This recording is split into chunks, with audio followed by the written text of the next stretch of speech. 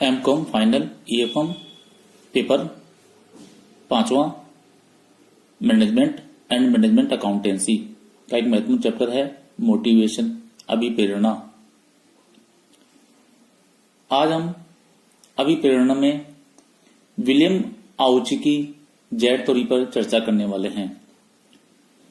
William आउची ने अपनी पुस्तक the theory Z how American business can meet the Japanese challenge नामक पुस्तक में जेड थ्योरी की चर्चा की है। प्रोफेसर आउची ने बताया कि जेड थ्योरी संगठन एवं कर्मचारी के बीच मजबूत संबंधों पर चर्चा करती है। प्रत्येक कर्मचारी किसी संगठन में लंबे समय तक आजीविका प्राप्त करना चाहता है और वह रिट्रेंचमेंट और ले ऑफ से बचना चाहता है, छटनी से बचना चाहता है। वह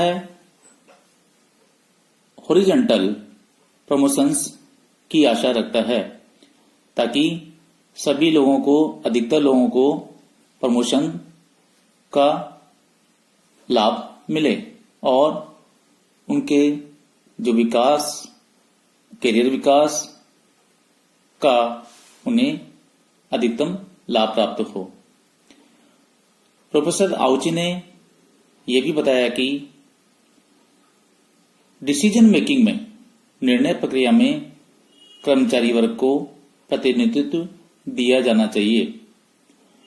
ऐसा न हो कि मैनेजर यह समझे कि यह उनका ही अधिकार क्षेत्र है, किंतु यदि एम्प्लॉयज से अच्छे सुझाव आते हैं तो वह किसी भी उपक्रम के लिए फ्रूटफुल, लाभदायक माने जाते हैं।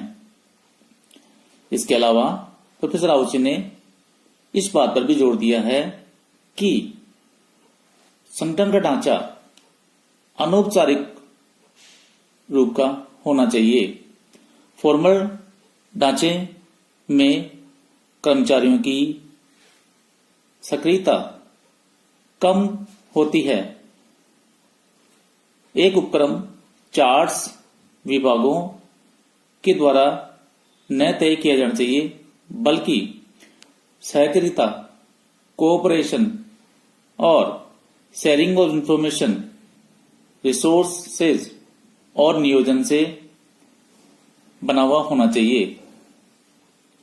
सभी कर्मचारी एक टीम के रूप में कार्य करें और कोई भी समस्या हो तो उसको मिलकर हल करने की कोशिश करें। यह प्रोफेसर आउची का मानना था। इसके अलावा प्रोफेसर आउची ने मानव संसाधन विकास पर भी विशेष जोर दिया है। प्रबंधकों को अपने अधीनस्थों के पोटेंशियल्स को पहचान देनी चाहिए। उनको करियर प्लानिंग, ट्रेनिंग और इंसेंटिव समय समय पर देनी चाहिए। इसके अलावा इनफॉर्मल कंट्रोल करने की बात भी प्रोफेसर आउची कहते हैं। वे कहते हैं कि कर्मचारी और उपक्रम दोनों में म्यूचुअल ट्रस्ट और कोऑपरेशन होना चाहिए। म्यूचुअल ट्रस्ट में वो कहते हैं कि कर्मचारी और उपक्रम के उद्देश्य एक समान होने चाहिए। वो बोलते हैं कि मैनेजर्स एवं कर्मचारियों की यूनियन दोनों में सामंजस्य होना चाहिए। दोनों में सत्यनिष्ठा और खुलापन नजदीक से होना चाहिए। इसके अलावा प्रोफेसर आउची इस बात पर भी जोर देते हैं कि वे कर्मचारियों के कार्य का मूल्यांकन एवं प्रशिक्षण पर भी विशेष महत्व दिया जाना चाहिए। समय समय पर कर्मचारियों को ट्रेनिंग एवं पदोन्नति का लाभ भी मिलना चाहिए। कर्मचारियों में क्वांटिटेटिव एवं क्वालिटेटिव दोनों का संयोजन होना आवश्यक है। इसके अलावा प्रोफेसर आउची इस बात पर बल देते हैं कि प्रत्येक व्यक्ति अपने कार्य से उत्तरदायित्व ग्रहण करता है, उसके कार्यों के साथ भी उसका उत्तरदायित्व असाइंड होता है। इस प्रकार एक व्यक्ति अपने उत्तरदायित्वों का निर्वाह सफलतापूर्वक कर सकता है। इसके अलावा प्रोफेसर आउची बोलते हैं कि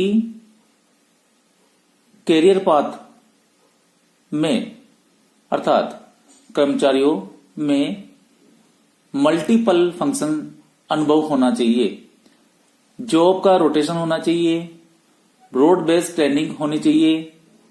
इसके अलावा कर्मचारियों को नॉन स्पेशलाइज्ड कैरियर पाथ की ओर अग्रसर करने की बात भी प्रोफेसर आउची करते हैं।